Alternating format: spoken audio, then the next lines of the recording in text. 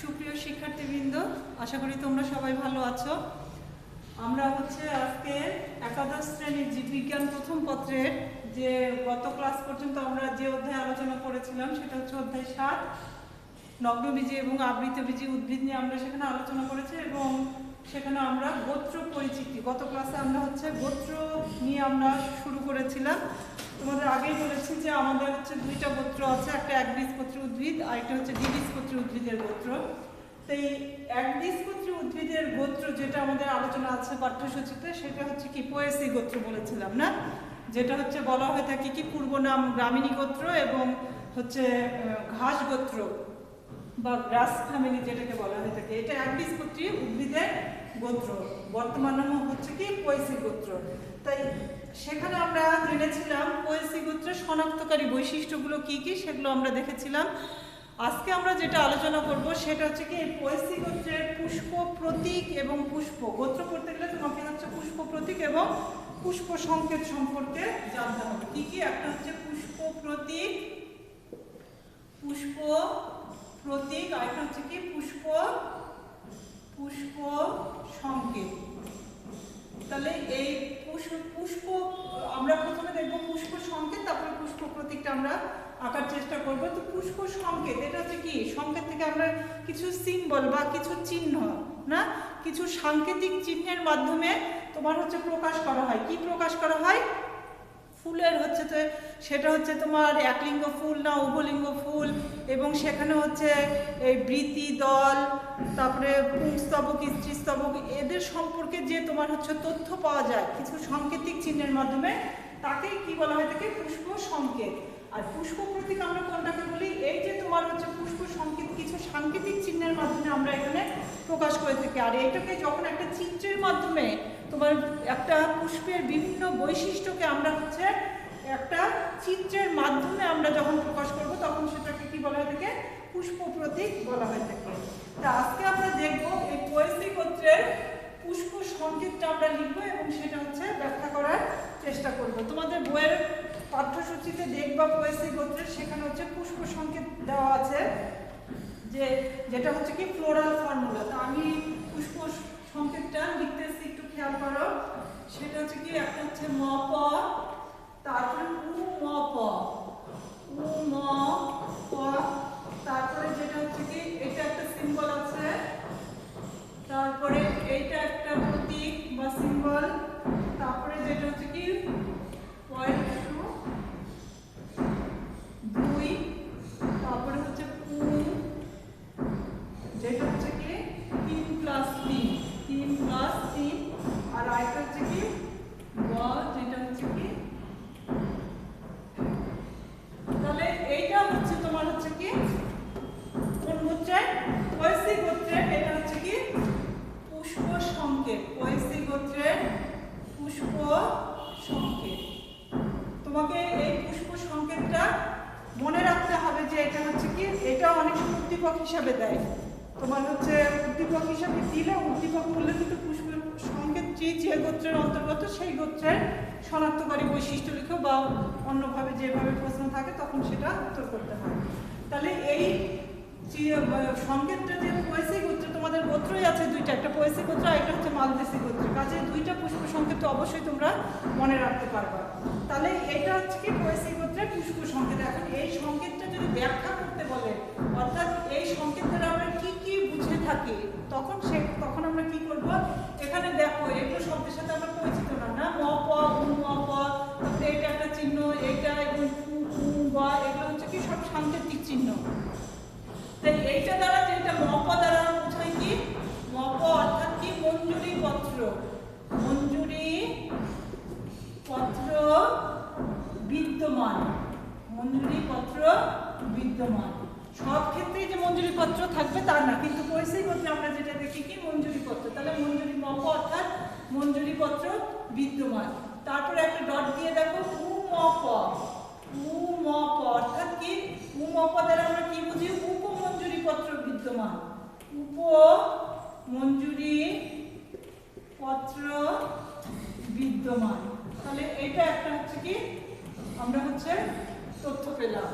তারপর ডট দিয়ে দেখো একটা চিহ্ন আছে, ঠিক যোগ চিহ্ন না, এটা কম বেশি আছে। তো এই চিহ্ন দ্বারা কি বোঝায়, যেটা হচ্ছে চিহ্নটা একটু দেখো, এই চিহ্ন দ্বারা দেখায় ফুলটি তোমার হচ্ছে কি এক প্রতিসম না বহু প্রতিসম সেটা বোঝায়। তাহলে এই ক্ষেত্রে এই চিহ্ন দ্বারা কি বোঝায়, ফুলটি এক প্রতিসম, ঠিক আছে, এক প্রতিসম।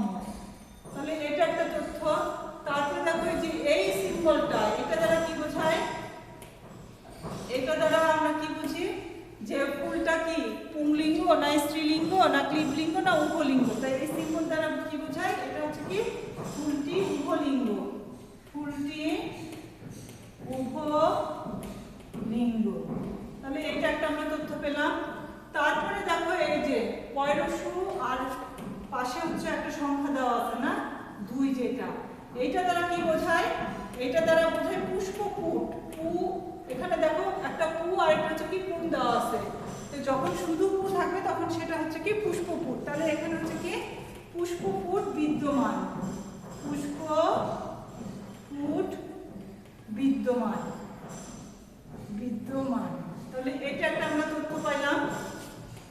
তারপরে দেখো এই যে পুং, পুং দ্বারা আমরা কি বুঝি, পুংকেশর, ঠিক আছে, পুংকেশর, পুংকেশরের সংখ্যা, পুংকেশর আমরা জানি কি পুংস্তবকে পুংকেশর থাকে না।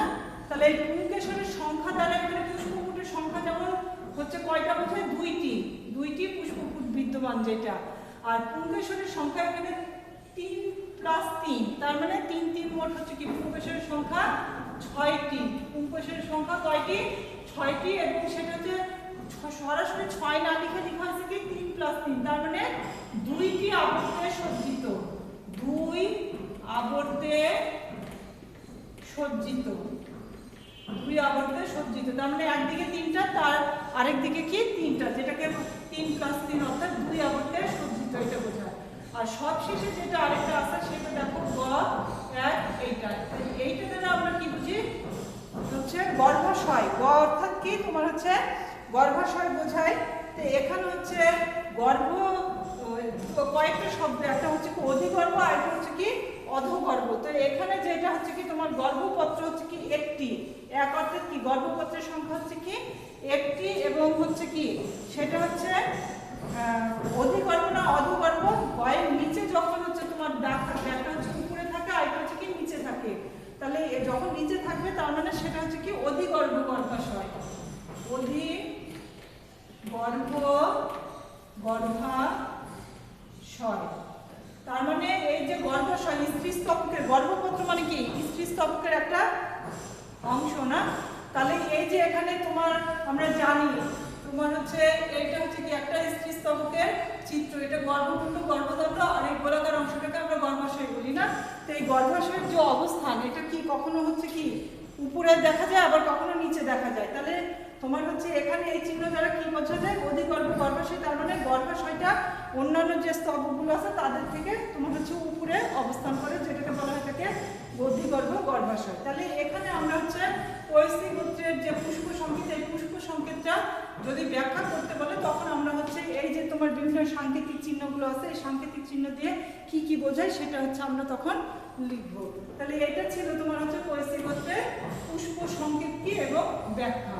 এইবারে আসলে আমরা হচ্ছে আরেকটি গুরুত্বপূর্ণ অংশ, যেটা হচ্ছে কি পুষ্প প্রতীক। তোমার পয়সী গোত্রের পুষ্প প্রতীক তোমাদের বইয়ে দেখবা একটি পুষ্প প্রতীক আঁকানো আছে। সেই পুষ্প প্রতীকটা আমি এখন একটু আঁকানোর চেষ্টা করছি এবং সেটা দ্বারা কি বোঝায় সেটাও আমরা হচ্ছে একটু ব্যাখ্যা করব। তো এখানে যে জিনিসগুলো পুষ্প প্রতীক, একটা কথা মনে রাখবা, পুষ্প প্রতীক আঁকতে গেলে কিছু পুষ্প সংকেত লেখার জন্য যেমন নিয়ম আছে, সেরকম পুষ্প প্রতীক আঁকতে গেলেও কিছু নিয়ম মেনে পুষ্প প্রতীক আঁকতে হয়। যার একটা হচ্ছে কি সর্ব উপরে একটা পুষ্প প্রতীকটা কীরকম হয়, একটা গোলাকার একটা চিত্র হয়। তো এই সর্বপ্রথম যেটাকে একটা বিন্দু আকারে দেখানো হয়, যেটা হচ্ছে কি বলা হয় মাতৃ অক্ষ। কি বলা হয় তাকে, বিন্দু আকারে দেখাতে থাকে, যেটাকে বলা হয় কি মাতৃ অক্ষ। তোমরা চিত্রের প্রতিটা দেখবে যে হচ্ছে কি একটা হচ্ছে বিন্দু আকারে থাকে, যেটাকে বলা হয় থাকে কি মাতৃ অক্ষ। প্রতিটা পুষ্প প্রতীকে আমরা হচ্ছে এটা দেখতে পাবো মাতৃ অক্ষ। তারপরে যেটা হচ্ছে কি থাকে তোমার হচ্ছে চিত্রটা একটু খেয়াল করো, এইটা একটা একটা হচ্ছে অংশ থাকে, আর তার নিচের দিকে দেখো আরেকটা হচ্ছে কি তোমার হচ্ছে এরকম একটা অংশ তোমার হচ্ছে দেওয়া থাকে, ঠিক আছে। আর এর ভেতরেই দেখো তোমার হচ্ছে ভেতরে যে একটা অংশ এটা হচ্ছে একটা থাকে, আর তার চারপাশে তোমার হচ্ছে সংখ্যাগুলো একটু খেয়াল করবা, তোমার হচ্ছে 6টি, তার মানে তিনটা আমরা বলেছিলাম হচ্ছে পুংকেশরের সংখ্যা কয়টা বলেছিলাম, পুংকেশরের সংখ্যা 6টা বলেছিলাম, 3 + 3, এবং সেটা হচ্ছে কি 2 আবর্তে সজ্জিত। কাজে হচ্ছে আমি হচ্ছে কি এরকম হচ্ছে কি 2টা আবর্তে তোমার হচ্ছে দেখাতে হবে।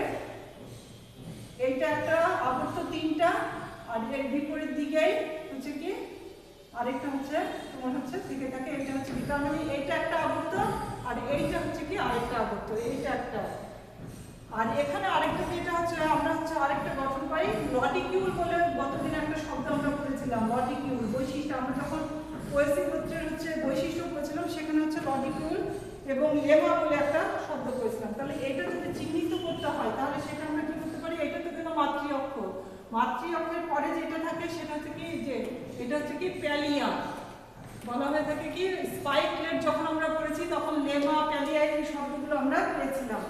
তারপরে যেটা হচ্ছে কি এই যে ভেতরের যে অংশটা যেটা হচ্ছে কি গর্ভপত্র,